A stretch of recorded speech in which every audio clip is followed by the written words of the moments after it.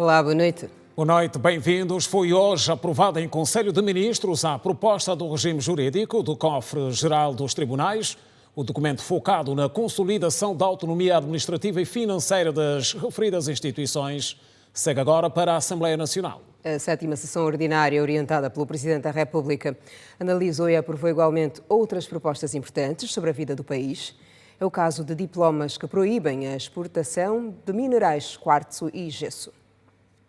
A 7ª sessão ordinária do Conselho de Ministros, liderado pelo Presidente João Lourenço, discutiu e aprovou diversos diplomas para envio à Assembleia Nacional. Entre as principais decisões destaca-se a proposta de lei para a criação do Cofre-Geral dos Tribunais, com o objetivo de fortalecer a autonomia administrativa e financeira dos tribunais e da Procuradoria-Geral da República. Também foram aprovadas revisões à Lei da Provedoria da Justiça e à Lei Geral da Eletricidade, visando ajustar a legislação às mudanças constitucionais e promover a competitividade no setor elétrico. No setor dos transportes, foi aprovado um diploma para regulamentar o registro de instalações de armazenagem, enquanto no campo das florestas, o Conselho aprovou o Regulamento de Caça e Gestão Sustentável da Fauna Selvagem e a criação do Conselho Nacional de Proteção de Florestas e Fauna Selvagem.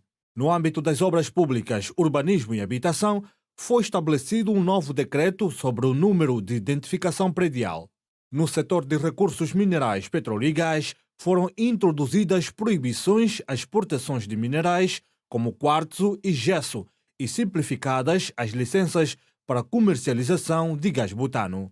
Além disso, o Conselho aprovou vários acordos de cooperação internacional, incluindo parcerias com Malawi, Rússia, Japão, Marrocos, Quênia e Gana, abrangendo áreas como cooperação econômica, cultural e treinamento diplomático.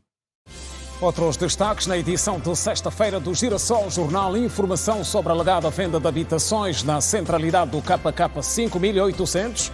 Reação do Ministério das Obras Públicas sobre o assunto. Sistema de drenagem em Luanda, constatação de obras. O governador de Luanda esteve em jornada de campo. Vias secundárias e terciárias, obras de melhorias na cidade capital. O que dizem os especialistas sobre o trabalho em curso? Feira Internacional de Luanda, 4º dia. Intercâmbio entre Angola e Estados Unidos da América esteve em alta no evento. Reportagem da semana com atenções voltadas para a hipertensão arterial, o caso de Angola e a visão de especialistas. Reflexões sociais e económicas. Angola passa a contar com um caderno de artigos.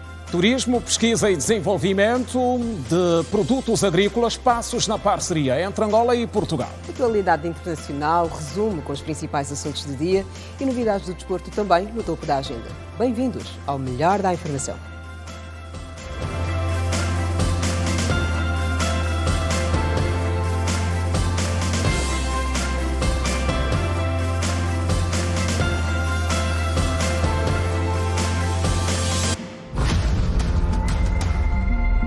Olhos sobre as voltas que o mundo dá.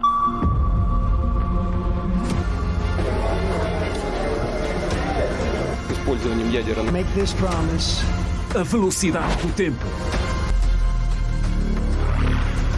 Superações históricas.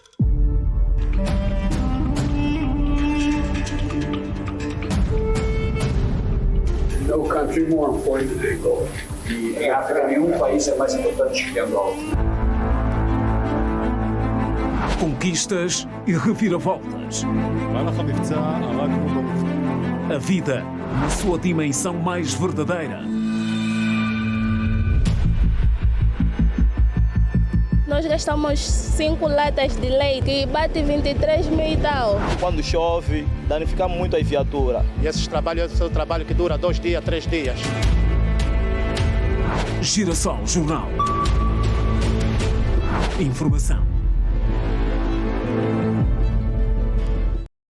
Outra vez, boa noite. O Ministério das Obras Públicas esclareceu que não há casas à venda no projeto habitacional KK 5800. E que são falsas as informações postas a circular que dão conta da abertura de um alegado processo de inscrição para compra de habitações no projeto. O Ministério do Urbanismo e Habitação desmentiu as informações postas a circular que davam conta que estavam abertas as candidaturas para a nova fase do projeto KK. As mensagens, segundo o órgão de tutela, não passam de pura especulação, disseminadas através dos burladores, que cada vez mais intensificam as operações pelas redes sociais. Enquanto Ministério das Obras Públicas, Urbanismo e Habitação, gostaríamos de prestar a nossa solidariedade a todas as famílias, aos cidadãos que acorreram àquele projeto KK 5800 porque se deixaram levar por uma notícia falsa. E nós sabemos que a aflição dos cidadãos, temos de reconhecer isso, esta ansiedade pelo sonho da casa condigna, leva a que estejam vulneráveis a uma série de esquemas de burlas. É um palco efetivamente sensível, vulnerável, e é por isso mesmo que a nossa solidariedade a essas pessoas que se, enfim, deixaram enganar, porque entendemos que todos nós estamos, enfim, sujeitos a esse tipo de situações. Associado a essa questão, podemos garantir que não é verdade, portanto, nós não temos habitações a serem comercializadas neste projeto KK 5800. Até porque o processo de comercialização, candidaturas ou acesso às habitações construídas com fundos públicos depende de uma série de procedimentos que são estipulados, determinados pelo decreto presidencial 268/20 de 26 de outubro. Não só estabelece as cotas que todas as franjas da sociedade têm direito, mas também as modalidades de acesso. Muitas vezes, sem ter informações e sem noção do perigo que representa, muitos procuram pela via mais fácil para conseguir realizar o sonho da casa própria. E quanto menos se espera, somas avultadas são desperdiçadas. Temos noção do déficit, que já está aí a rondar os 2,2 milhões, e entendemos também que, por isso mesmo, deveremos fazer o esforço de alavancar e continuar a promover o projeto de autoconstrução dirigida. Os cidadãos também poderão alcançar este sonho da casa condigna. Sem adiantar um horizonte temporal sobre quando efetivamente as referidas habitações estarão à disposição do público, o órgão de tutela esclareceu que no momento seguem as intervenções no projeto habitacional. Nós estamos num processo hoje de reabilitação daquelas habitações. Aqui também importa dar um dado que é interessante, por via de um despacho presidencial de Sua Excelência, obviamente, Presidente da República. Esse projeto, digamos, estabeleceu uma série de, digamos, abordagens, ou seja, uma estratégia de abordagens, e no âmbito dessa estratégia nós não podemos, digamos, envolver recursos públicos, ou seja, fundos públicos para a reabilitação dessas habitações. Por via do despacho presidencial, dizia eu, a abordagem é feita agora pelo setor privado, ou seja, é o setor privado, não é? Caberá ao setor privado, digamos, reabilitar aqueles edifícios que na altura não tinham sido concluídos e que se encontravam num estado de abandono, enfim, sem, digamos, condições de habitabilidade. Então o setor privado intervém, de facto, de forma muito direta neste processo. Daí que, como deverão, digamos, entender, qualquer comunicação neste sentido deverá ser feito não só pelos canais oficiais, mas também no momento oportuno. Sistema de drenagem em Luanda. O governador da província voltou a constatar o trabalho de limpeza em alguns pontos da cidade capital. O centro das atenções foi o distrito urbano da Maianga. A iniciativa em curso visa diminuir o impacto das chuvas. Dados do governo provincial de Luanda ilustram que cerca de 60% a 70% dos efeitos do sistema de drenagem geograficamente estão no município de Luanda. Com as obras de infraestruturas de drenagem paralisadas a nível da província, a solução passa pela manutenção das valas já existentes, com vista a minimizar os constrangimentos na época de chuva. O governador de Luanda, Manuel Homem, constatou os trabalhos de limpeza das valas de drenagem do distrito urbano da Maianga. O número 1 da capital começou a sua jornada na vala do Rio Seco, uma das mais antigas linhas de águas residuais da cidade. Recolhe as águas das chuvas da Maianga, Prenda e Kinanga. Manuel Homem passou ainda pelo bairro da Coreia, Zamba 2 e Camuxiba. O governante garantiu a aposta na sensibilização ambiental para a deposição correta dos resíduos. As pessoas estão a colocar sobre as valas colchões, estão a colocar sobre as valas eletrodomésticos e esta deposição incorreta de resíduos ao longo das valas só vem complicar mais esse sistema que já é deficiente e que temos estado agora a trabalhar para conseguirmos melhorar. Portanto, o nosso trabalho vai incidir agora também no reforço da comunicação e da formação e sensibilização das famílias. Já iniciamos um programa de introdução de recolha seletiva e também da valorização do resíduo, de maneira a que toda a sociedade possa compreender a importância que temos de fazer uma deposição mais consciente, porque os órgãos de drenagem são muito pressionados com a forma como nós, enquanto cidadãos e munícipes da província de Luanda, temos feito a utilização das valas. Sobre as infraestruturas de drenagem paralisadas, o gestor público frisou existir um programa para sua requalificação.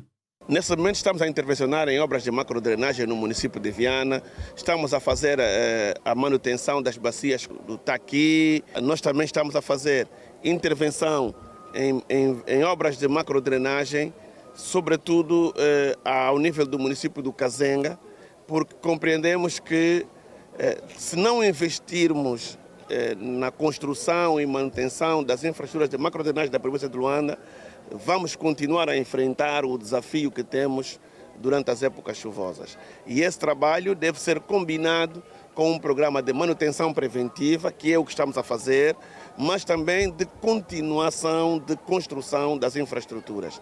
Também já temos aprovado um conjunto de obras que vão intervencionar e ligar as valas que saem desde o município de Viana, mais concretamente entre o Zango Zero e que vêm dar até a rua Sérgio Lute Rescova Joaquim. Estas obras estão em curso, algumas delas desenvolvidas pelo Ministério das Obras Públicas, outras no âmbito do programa de intervenção de Luanda, que aguarda que possamos ter a disposição dos recursos para a sua materialização, estão previstas para garantir que Luanda possa ter um serviço de maior qualidade em relação ao funcionamento dessas infraestruturas. O programa de manutenção das infraestruturas de drenagem de Luanda teve o seu início em maio e decorre nos 9 municípios da província. E sobre o trabalho da melhoria das vias secundárias e terciárias em Luanda, temos reações de especialistas que chamam a atenção para o rigor na execução das obras. Defende-se maior qualidade no processo, em função do desafio de melhorar e desafogar o trânsito em Luanda. Garantir o acesso interno e externo nos municípios através das vias secundárias e terciárias tem sido o trabalho desenvolvido em algumas artérias da cidade de Luanda, que é caracterizada pelo fluxo constante quanto à mobilidade rodoviária. Apesar das melhorias nas vias reabilitadas, como as do Distrito Urbano do Rangel e Neves Bendinha, muitas ainda apresentam mau estado de conservação. É necessário que as vias secundárias e as vias terciárias estejam em condições para permitir o desafogamento em termos de trânsito nas vias principais. Daí que os vários tipos de pavimentos que compõem as vias terciárias e secundárias devem ser feitas as devidas manutenções, olhando aqui principalmente para o pavimento flexível, que é composto de betão betuminoso. Nós sabemos que a nossa cidade, em termos de temperatura, é muito alta e também nós sabemos que a nível de fluxo de circulação de veículo em algumas localidades é muito elevado. Daí que nós temos que olhar na questão da manutenção de forma periódica para permitir que essas estradas secundárias e terciárias, ao serem intervencionadas periodicamente, portanto, indo-se reparando as principais fissuras que os pavimentos forem apresentando, isto faz com que a estrada, portanto, esteja disponível para a circulação dos transeuntes ou dos automobilistas e permitir que o trânsito seja feito com segurança e com qualidade. No Distrito Urbano da Estalagem, que conta com 2 principais projetos inscritos no PIM, algumas vias da zona continuam a beneficiar de intervenção. No âmbito do PIM estão em curso no nosso distrito duas obras. que são de âmbito nacional e provincial, mas que também irão mitigar sobremaneira o problema da circulação. Estamos a nos referir da estrada chamada Quimbango, que liga o Quilamba Quiache a Viana, portanto, até a zona da chamada da Suave. E depois também temos a própria rua chamada da Suave, que também vamos já dar outra designação no âmbito da toponímia. Portanto, são essas duas vias que estamos já muito avançadas, estão numa situação bastante avançada. Tendo em vista a época chuvosa que se aproxima, os trabalhos são acautelados no sentido de garantir igualmente o escoamento das águas. E temos também, no âmbito da macrodrenagem, a rua da Sapu, não é? Está sendo feita uma macrodrenagem para exatamente colher as águas que vêm a montante, aqui mesmo onde estamos na sede, para colherem todas as águas e encaminhá-las para o rio Cambamba. Portanto, essa também é uma obra de toda utilidade para o nosso distrito, para Luanda, porque quando chove a estalagem fica uma banheira d'água. Os problemas começam primeiro com o tipo de material que é utilizado. É preciso nós termos atenção e aqui também chamar a atenção nas empresas de que nós, quando construímos uma estrada, tanto olhando aqui para o tempo de média, tanto em termos de vida da estrada, nós estamos a olhar para 50 anos, por exemplo, aquelas grandes estradas, logo a qualidade é garantida através do tipo de material que vai ser utilizada, também o sistema construtivo, como é que a estrada vai ser executada. O Ministério do Urbanismo e Habitação anunciou que vai facilitar estágios para estudantes da Engenharia de Construção.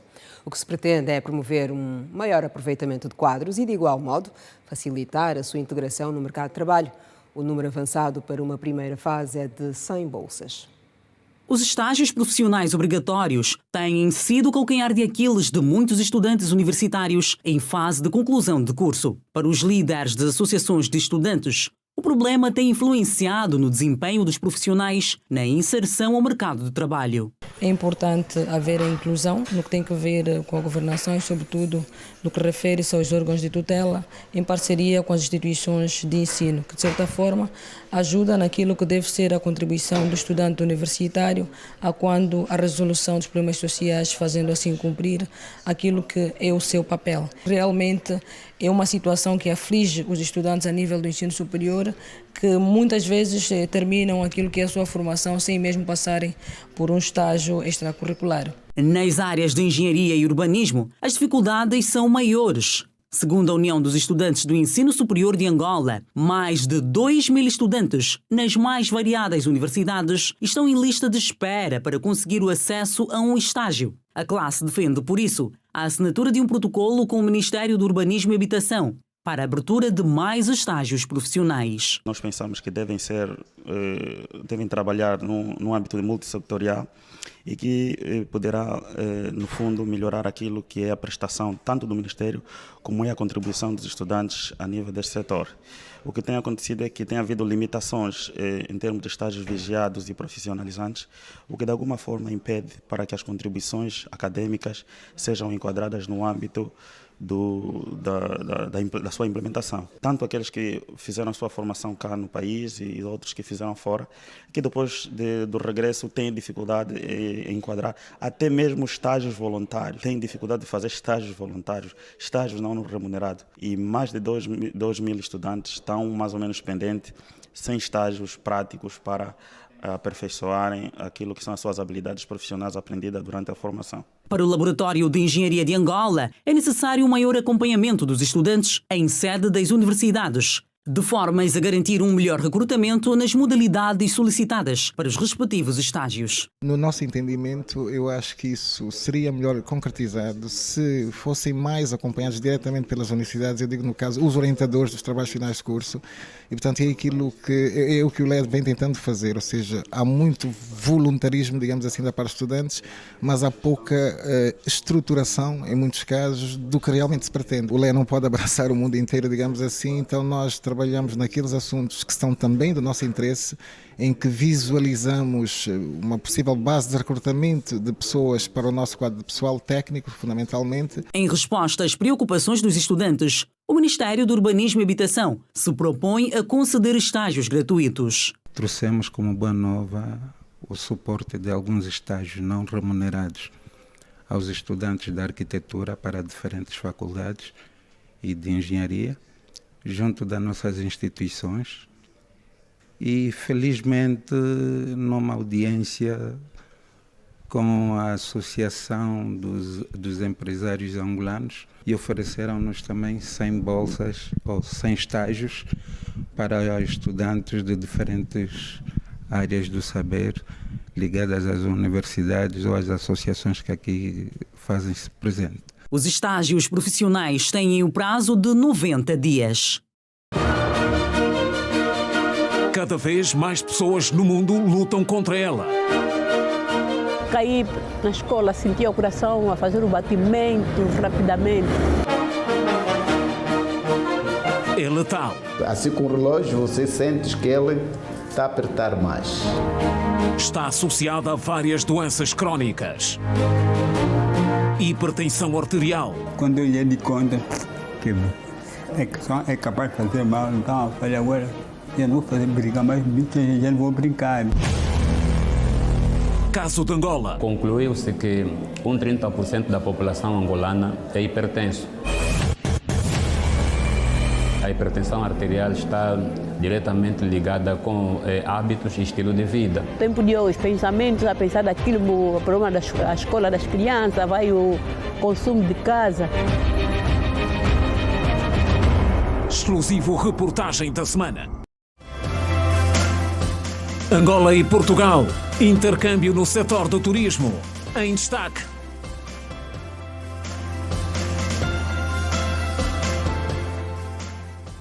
E é mais à frente. Na Feira Internacional de Luanda aconteceu hoje o 4º dia de exposição e a agenda foi dominada pelo Fórum Económico Angola-Estados Unidos da América. No palco de negócios, o diálogo foi sobre estratégias de reforço de intercâmbio e aumento do volume de trocas comerciais entre os dois Estados, que baixaram significativamente. As trocas comerciais entre Angola e os Estados Unidos da América reduziram nos últimos anos se comparado com os anos anteriores. De acordo com o presidente da Câmara de Comércio Angola-Estados Unidos da América, os números contrastam o bom momento político-diplomático que as duas nações atravessam. Estes números foram avançados esta sexta-feira, à margem do Fórum de Negócios entre Angola e os Estados Unidos da América, que aconteceu na FILDA, edição 2024. Só a título de exemplo, 2008, as trocas atingiram 20,9 bilhões de dólares e 2023 fechou com 1,7 bilhões, de 20,9 a 1,7. Na altura, em 2008, Angola exportou 18,3 bis para os Estados Unidos e os Estados Unidos exportou para Angola qualquer coisa como 3,5 bilhões. Hoje, os Estados Unidos, em 2023, exportou tão somente 596 milhões e Angola para os Estados Unidos 1,16 bilhões de dólares. Quer dizer que isso totaliza 2,7 bilhões de dólares. De acordo com o presidente da Câmara de Comércio, a solução passa pela criação de mecanismos e incentivos para quem deseja investir no mercado angolano. Angola precisa diversificar a sua economia, produzir e atingir a autossuficiência noutros produtos que possam ser exportados. Porque Angola é um país monoexportador e quando o petróleo é direcionado para outras geografias, como o caso da China, para o pagamento da dívida, o que acontece é exatamente esse declínio. Este fórum empresarial é uma iniciativa da Embaixada Americana em Angola e reuniu empresários dos dois países. O discurso de abertura coube ao embaixador Tulinab Mochinge, que enfatizou a relação bilateral duradoura e em expansão nas áreas de paz, segurança e prosperidade econômica. Senhoras e senhores, ladies and gentlemen, da mesma forma, a relação econômica e comercial Estados Unidos da América-Angola tem crescido e continuará a crescer. Além do sector petrolífero, o investimento americano nos outros setores-chave, como agronegócio, tecnologia da informação e digital, infraestruturas de transporte, energia e saúde, ajudará a diversificar a economia angolana. Angola e os Estados Unidos assinaram vários acordos. Eu vou destacar só alguns. Foi assinado um financiamento de 1,3 mil milhões de dólares para investimentos no corredor do Lubito. Esta é a novidade. É uma iniciativa que o Estado angolano logra e os seus impactos serão visíveis nos próximos anos. E ainda no palco da FILDA, o plano temático desta sexta-feira voltou a ser desafiante na sequência do Fórum Internacional de Negócios. Com análises que voltaram a destacar a necessidade de expansão da rede de infraestruturas por via do investimento privado e a melhoria das vias de acesso como fundamental para a aceleração do desenvolvimento. Empresários, empreendedores e representantes governamentais, nacionais e estrangeiros compartilharam conhecimentos para impulsionar o desenvolvimento econômico através da comunidade lusófona.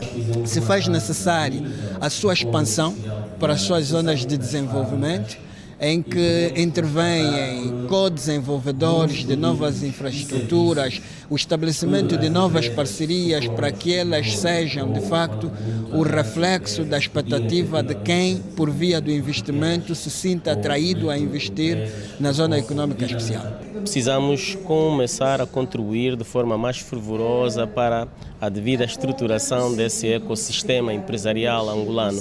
E isso, com certeza, passa pela criação de infraestruturas essenciais, básicas, bem como estabelecer uma coordenação institucional efetiva, não só entre os órgãos públicos, mas essencialmente entre os órgãos públicos e os órgãos privados. Isto ajudará bastante na fluidez do tratamento dos processos. O PCA do Polo Industrial de Viana aponta a melhoria das vias de acesso como um dos principais desafios a serem ultrapassados. As dificuldades que enfrentam as empresas hoje, de facto, já deviam ser ultrapassadas, relacionadas às infraestruturas viárias, fornecimento de energia de qualidade. Já temos energia instalada, mas precisamos melhorar a qualidade de fornecimento, bem como o fornecimento de água potável. É claro que existem um conjunto de programas e esforços do próprio Estado no sentido de comatar a breve trecho essas dificuldades, mas enquanto isto não se efetiva, de facto é um desafio que carece diariamente a nossa atenção. Temos estado a olhar para aquilo que são os constrangimentos que outros projetos semelhantes têm vivido até a data e procurar então encontrar soluções para mitigar esses riscos.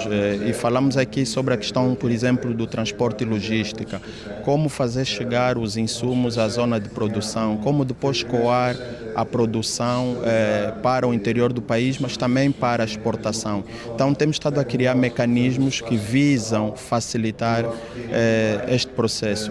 A Zona Franca da Barra do Dande é um dos locais que apresenta uma margem considerável de prospecção. O nosso projeto, o projeto de desenvolvimento da Barra do Dande, ele está previsto, por exemplo, do ponto de vista das infraestruturas de transporte e logística, o desenvolvimento de um terminal portuário.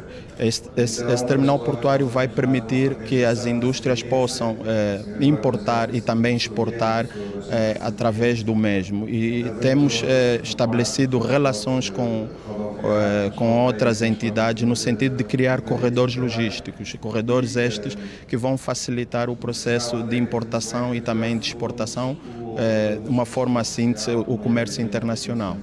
A Organização de Jovens Empresários da União Europeia atenta para a questão multimodal como estratégia incontornável para o desenvolvimento sustentável das infraestruturas. Está mais que visto que é necessário avançar com projetos que possam reforçar a capacidade de interligação, acima de tudo a montante e ajustante, para que a agricultura possa desenvolver-se, a indústria também, criar postos de trabalho e criar o empreendedorismo e riqueza, conseguir combater a pobreza e voltar à base da sociedade, que é manter os jovens a estudar e fomentar a educação. O Fórum Internacional de Negócios é um evento que acontece anualmente em todos os países com representação, sendo a Zona Econômica Especial Luanda-Bengo o representante oficial de Angola.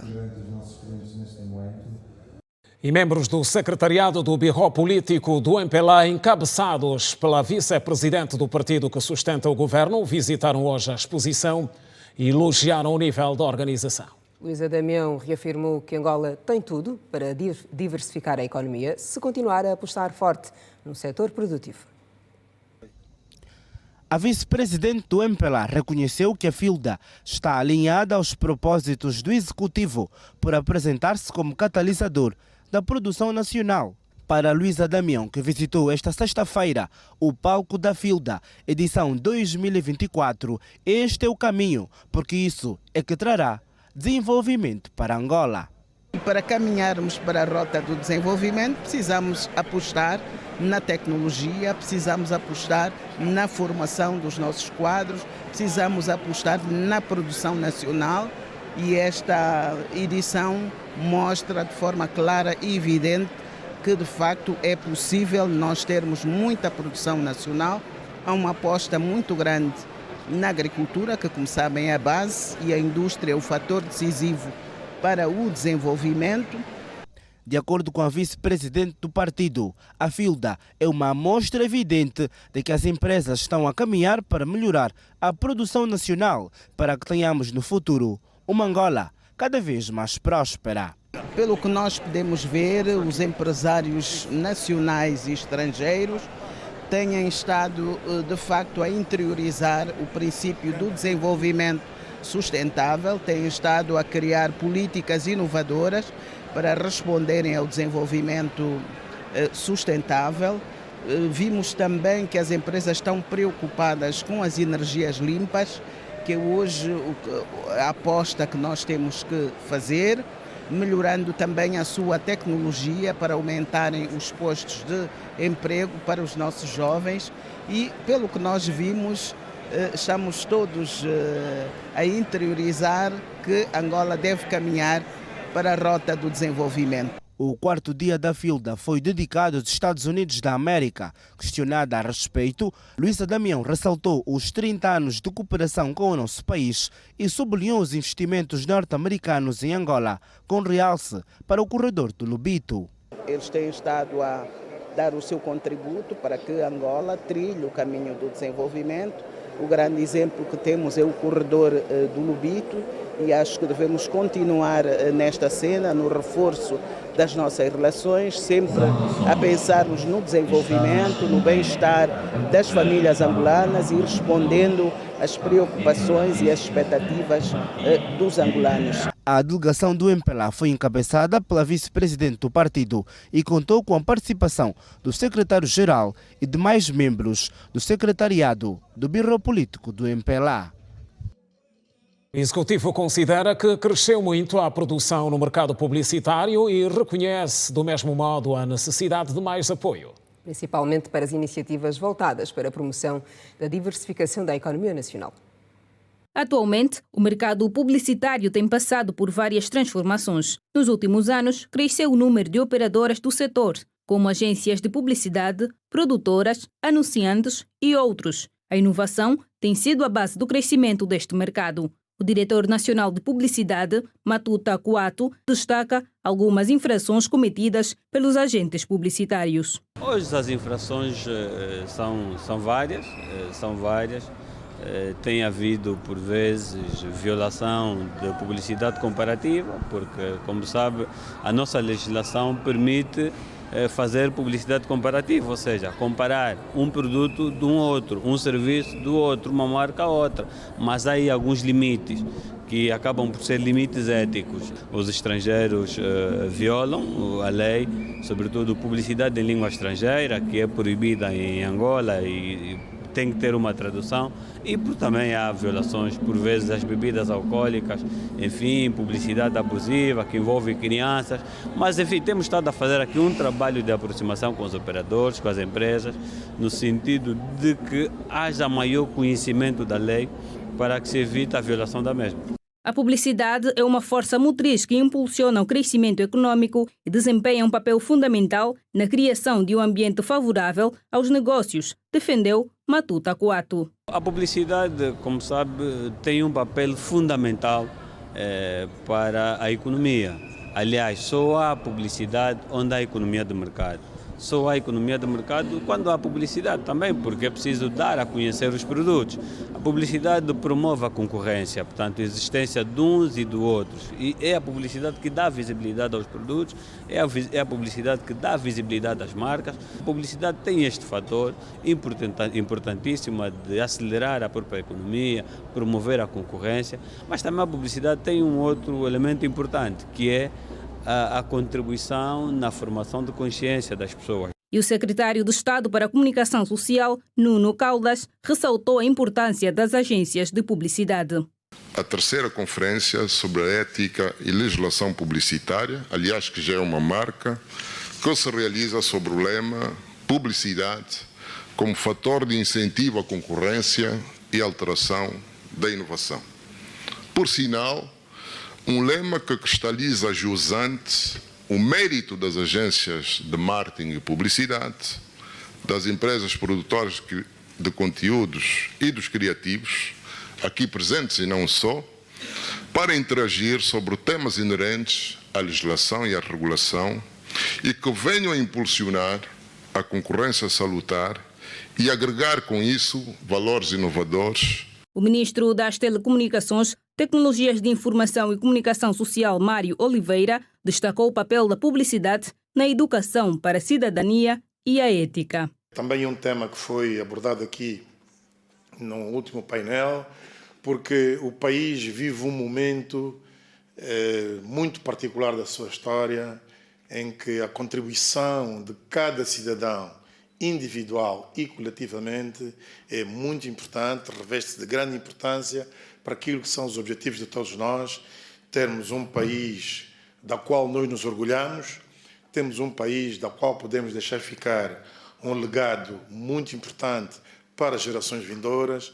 Deste modo, o setor publicitário, naturalmente, que exerce um papel muito importante no ecossistema. Girassol Jornal, sexta-feira. Mais à frente, olhamos para o que marca hoje a atualidade internacional no resumo com os principais assuntos. Não perca ainda hoje a reportagem da semana. Atenções voltadas para a hipertensão arterial. Fique ligado a nós, não saia daí. Até já. Regresso da informação outra vez. Boa noite. No Mali, uma colisão entre autocarros resultou em 16 mortos e 48 feridos. E na África do Sul, a polícia deteve 95 cidadãos em rusga de treino militar. São alguns dos assuntos em destaque que vamos acompanhar no resumo da atualidade internacional. O Ministério dos Transportes do Mali, em comunicado, anunciou que o acidente foi resultado de uma colisão frontal entre um autocarro que circulava em sentido contrário. Todos os feridos foram assistidos no local e transportados para o Centro de Saúde de Referência em San por agentes da Proteção Civil. Segundo o Ministério, as causas prováveis do acidente foram o excesso de velocidade e a falta de cuidado dos condutores, acrescentando que foi aberto um inquérito para esclarecer as circunstâncias exatas da ocorrência. A polícia sul-africana anunciou hoje que deteve 95 cidadãos líbios após uma rusga numa quinta suspeita de ser utilizada como campo militar. O porta-voz da polícia, Donald Mill, disse que o local foi apresentado como um campo de treino para uma empresa de segurança, mas na realidade era uma base militar. Já o porta-voz da Polícia Nacional, Altenda Mate, disse que os líbios declararam ter entrado no país com vistos de estudantes para receberem treino para guardas de segurança privada, mas as investigações da polícia sugerem que eles estariam em treinos militares. O ministro dos Negócios Estrangeiros israelita Israel Katz acusou hoje o Irão de estar por trás da sabotagem aos comboios franceses e avisou que Teherão prepara um ataque contra a delegação israelita nos Jogos Olímpicos de Paris. Devem ser tomadas maiores medidas preventivas para frustrar o plano iraniano. O mundo livre deve travar o Irão agora, antes que seja tarde demais, acrescentou o chefe da diplomacia israelita. A Companhia Nacional Ferroviária Francesa denunciou hoje um ataque massivo contra a sua rede ferroviária de alta velocidade, situação que afetou 3 das 4 linhas da capital, Paris, que ocorreu horas antes da cerimônia de abertura dos Jogos Olímpicos. As autoridades francesas ainda não atribuíram ação a nenhum grupo ou país específico. O primeiro-ministro em exercício, Gabriel Attal, pediu prudência relativamente a qualquer tipo de acusação. A União Europeia enviou 1,5 mil milhões de euros para a Ucrânia, utilizando as receitas extraordinárias obtidas a partir dos ativos do Banco Central russo, que permanecem imobilizados no âmbito das sanções de grande alcance impostos pelo bloco. A transferência é a primeira deste tipo no âmbito do novo regime baseado nos ativos imobilizados da Rússia, cujo valor é estimado em 210 mil milhões de euros em todo o bloco. A União Europeia está do lado da Ucrânia, afirmou na sexta-feira a presidente da Comissão Europeia, Ursula von der Leyen. Não há melhor símbolo ou utilização para o dinheiro do Kremlin do que fazer da Ucrânia e de toda a Europa num lugar mais seguro para viver. Hipertensão arterial. Reportagem da semana. Em destaque.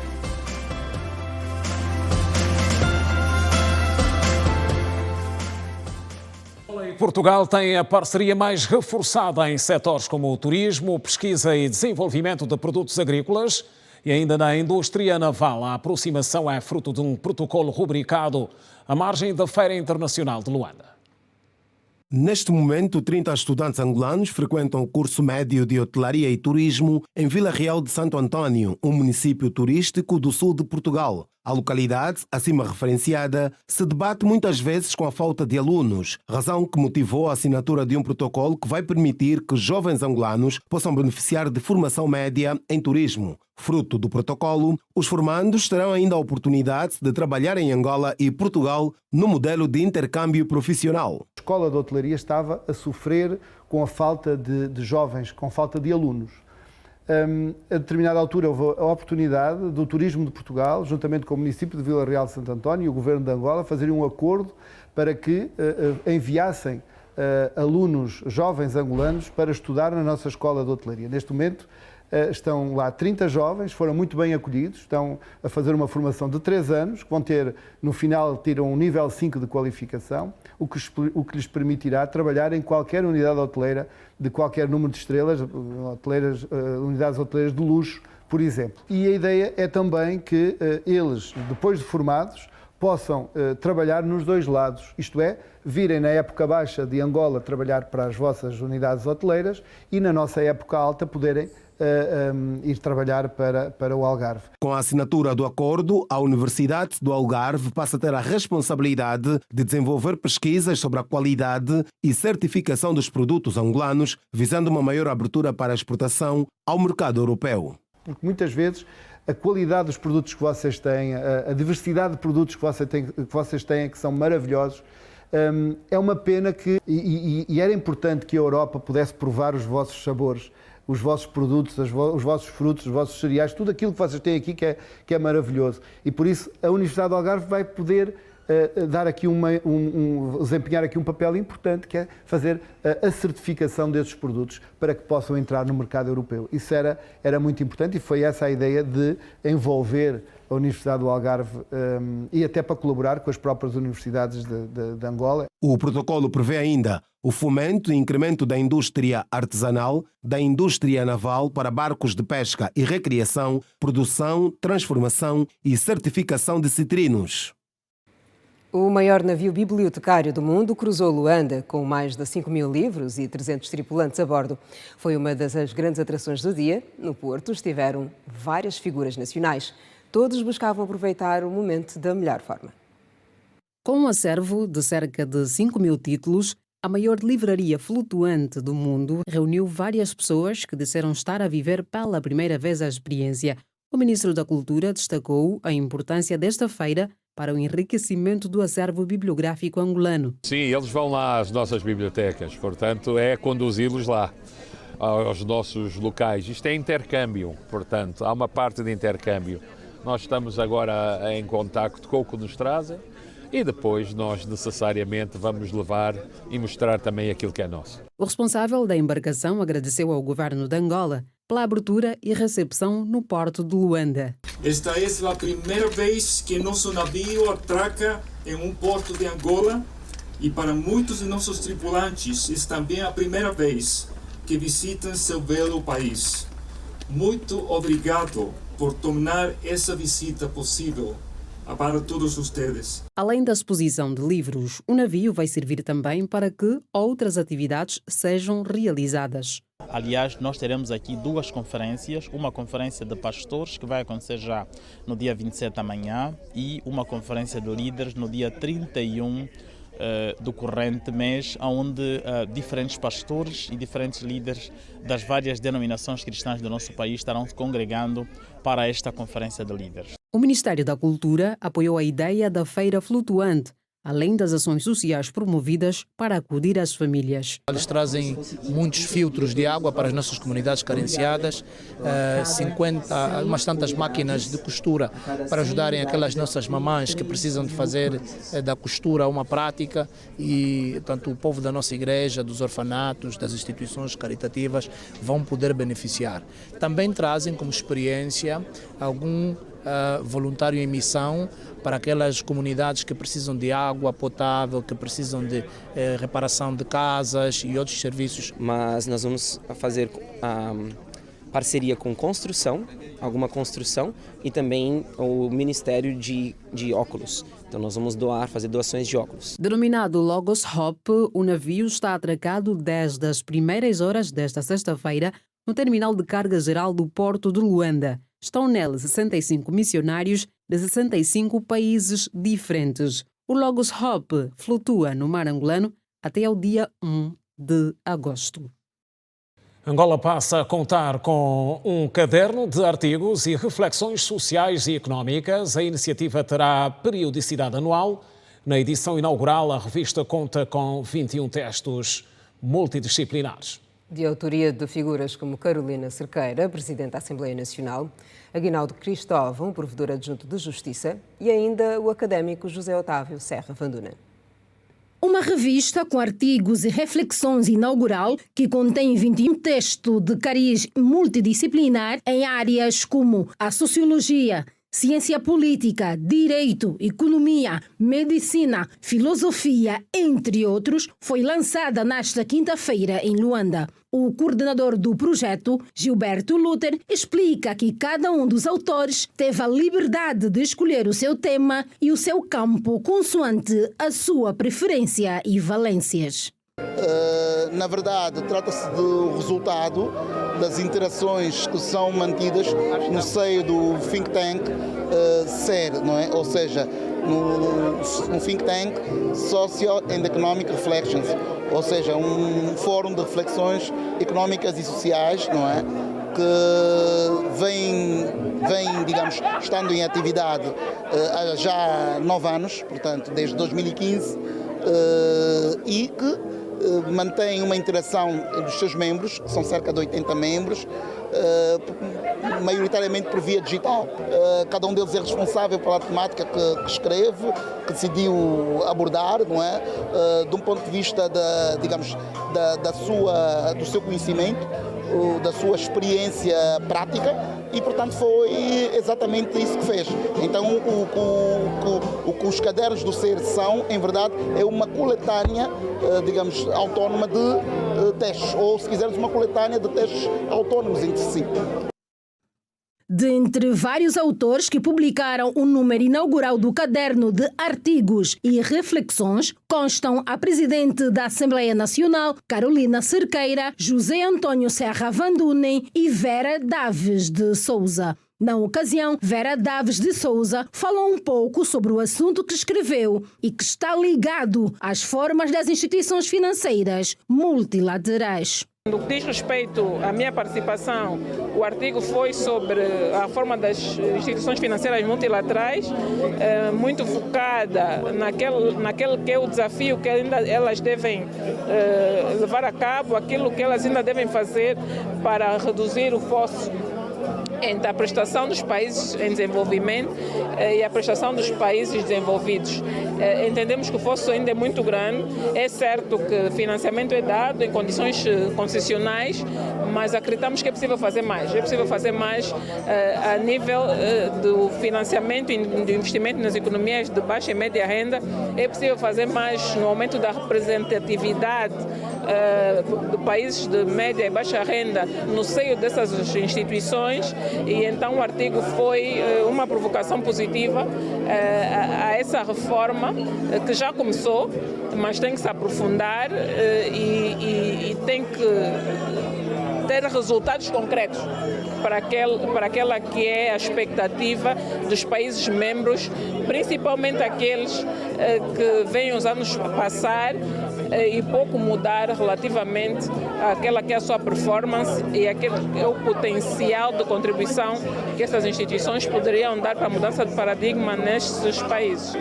Bem, eu sou um autor convidado, eu não sou membro do SER, de tal maneira que não sei o que é que se pode esperar, mas conforme ouvimos do coordenador, a perspectiva é ter uma edição anual, não é? Com autores, sejam membros do SER ou convidados. E na medida em que seja convidado, estarei sempre disponível para eventualmente aportar algumas ideias. A obra tem 344 páginas e alguns textos estão originalmente em inglês. E agora a reportagem da semana, que hoje volta a trazer mais um assunto ligado à saúde. Reflexões sobre a hipertensão arterial, o caso de Angola e a visão de especialistas, conselhos e formas de prevenção. E a proposta é da Emília Pascoal.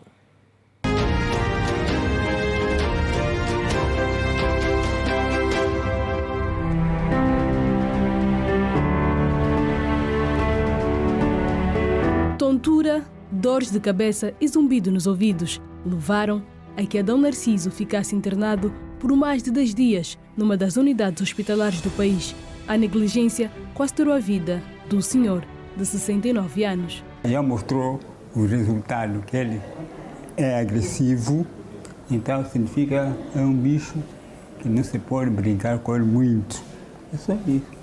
A gente gosta, quando eu ia de conta que é capaz de fazer mal, então eu falei agora, já não vou fazer brincar mais, já não vou brincar, eu vou passar a tomar medicamento.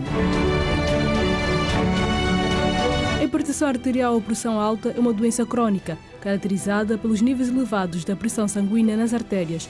90% dos casos são hereditários. Há pessoas que não têm nenhum sintoma, não sentem nada, e é um achado aqui na unidade, um achado, pronto, durante a nossa triagem.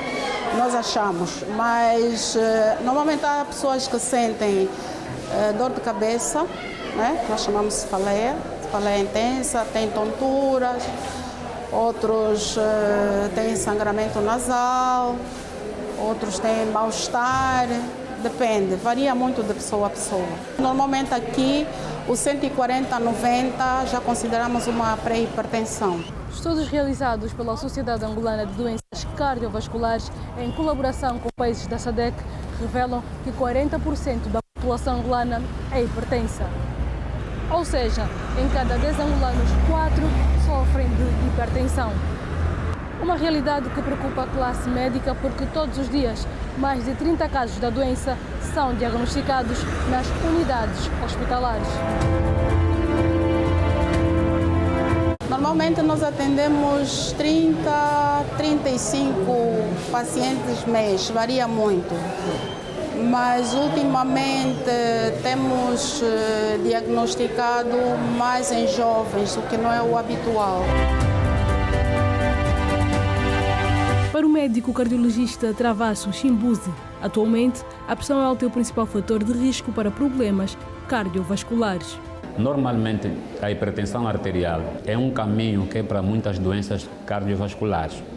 No caso, a hipertensão arterial pode ocasionar enfraquecimento dos vasos, né, ou das artérias, né, aquela persistência, a pessoa tem sempre a pressão alta e pode originar um tipo de doença cardiovascular, na qual nós chamamos, por exemplo, aneurismas arteriais, né, que são dilatações dessas artérias, produto dessa pressão alta mantida, né, que vai enfraquecer esses vasos e dilatam.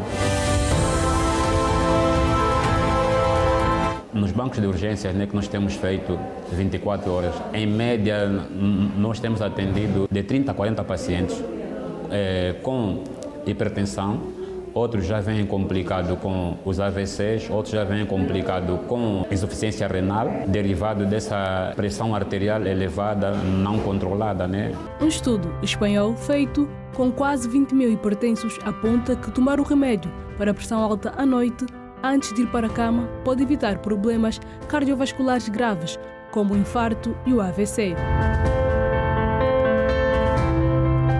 Para ter uma vida mais saudável, Fernando Mufunda toma medicação regularmente.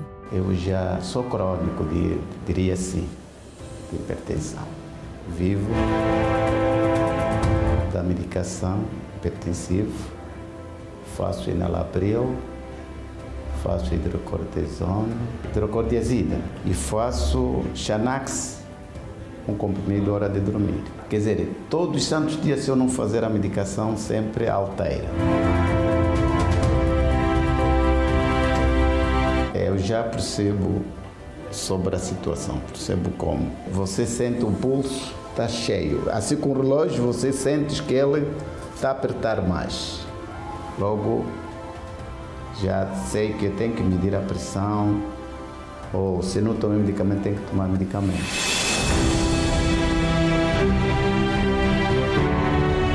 Os especialistas afirmam que é possível controlar a hipertensão por meio do estilo de vida saudável. Caminhadas, pedalar, a diminuição do sódio na alimentação, que é o sal, diminuição de gorduras. Exercícios físicos, né, de forma rotinária, né, não assim exagerada, porque também pode provocar outros problemas ao nível do coração. E evitar fumar, né, porque também o cigarro é um dos fatores de risco.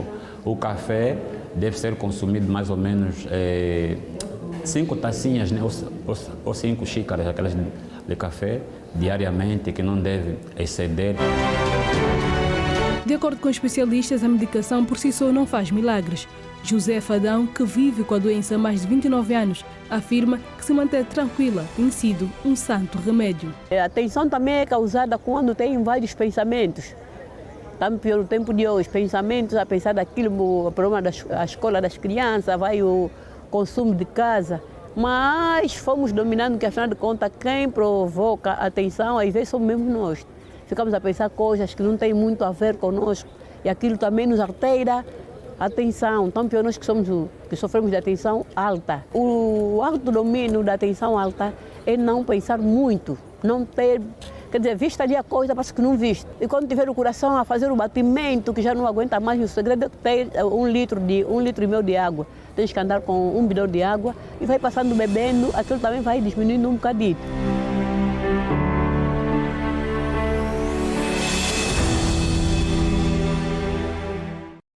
E foi a reportagem da semana. Seguimos para mais um curto intervalo. O regresso acontece com sugestões que podem valer para o seu fim de semana no cartaz. Na rede. Com a atualidade esportiva, não perca as novidades do dia. Voltamos a seguir. Até já. Até já. Está de volta a informação no Girassol Jornal para um breve olhar à atualidade esportiva. Na modalidade do judo para os Jogos Olímpicos está um angolano. A Rede Girassol conversou com Edmilson Pedro, atleta da categoria menos 66 quilos.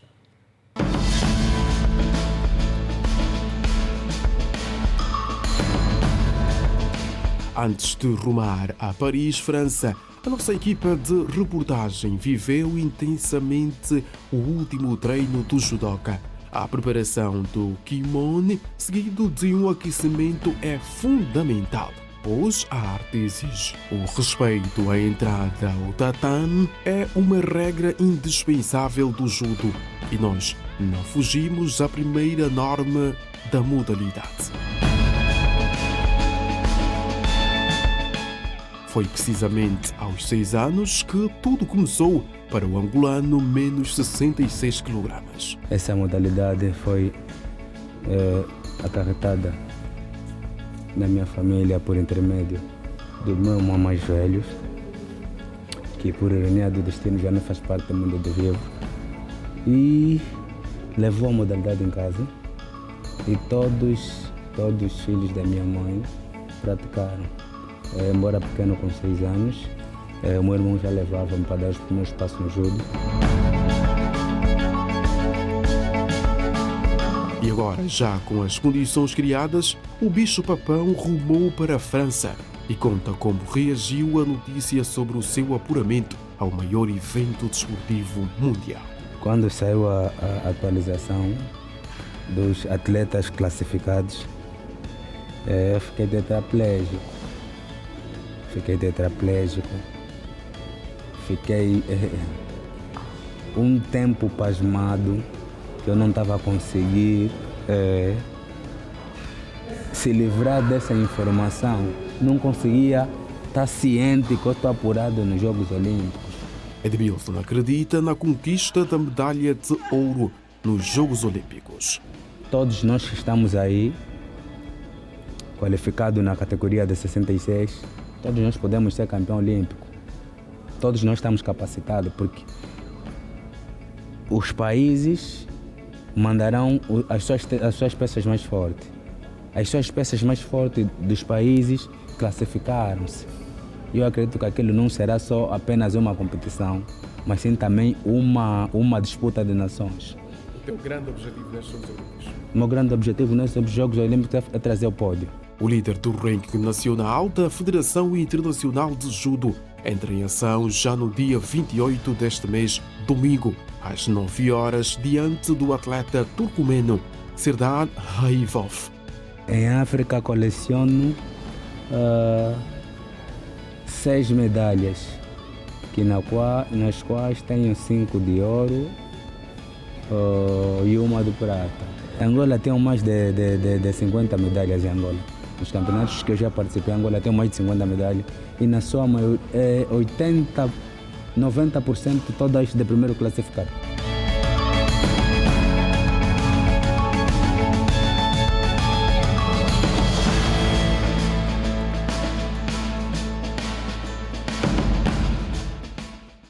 Ainda no desporto, falamos agora de capacitação. A convenção dos treinadores e a gestão de conflitos foram temas debatidos durante a formação de formadores de treinadores de futebol que tem pela frente a FIFA. O seminário para a formação de formadores, organizado pela Federação Internacional de Futebol FIFA, teve a duração de 4 dias, onde foram abordados vários temas, como a convenção dos técnicos, gestão de conflitos e liderança do treinador. 27 treinadores de 26 países africanos aproveitaram a oportunidade para a troca de experiências. A formação serviu também para desenvolver a capacidade dos técnicos de futebol nas várias vertentes do treinamento desportivo, como fez saber o diretor técnico da Federação Angolana de Futebol, Miller Gomes. Sentir que esses agentes consigam pôr em prática tudo aquilo que está a ser discutido, quer a nível da gestão, quer a nível da liderança, quer a nível do próprio treino, e porque só assim vamos ter excelentes jogadores, e quando temos excelentes jogadores temos seleções mais bem constituídas. Portanto, há aqui um conjunto de ações que, conjugadas, fazem naturalmente crescer e desenvolver o futebol. Miller Gomes avançou ainda que o próximo passo da Federação Angolana de Futebol passa pela formação de novos treinadores angolanos para a obtenção da licença A. Neste momento nós terminamos um curso de licença B. Este ano ainda estamos a fazer tudo para que o segundo curso, para aumentar o número e a base de treinadores com licença B qualificados, possa ser maior, e aí sim fazemos a seleção do primeiro curso de licença A, portanto, em princípio, em 2025, Esperemos que nessa altura tenhamos de facto a aprovação da CAF. No simpósio que terminou nesta sexta-feira, Angola contou com 6 treinadores, 2 efetivos, como são os casos de Quito Ribeiro e Souza Garcia, e 4 assistentes, dentre eles Orlando Dembo, Mário Catala, Zé Camaral e Mito da Silva. E quanto a nós, resta apenas agradecer. Fica a promessa de voltarmos amanhã, já sabe, às 19h45. Boa noite e passe bem. Tem a seguir a visão de Ismael Mateus. Estamos juntos, boa noite.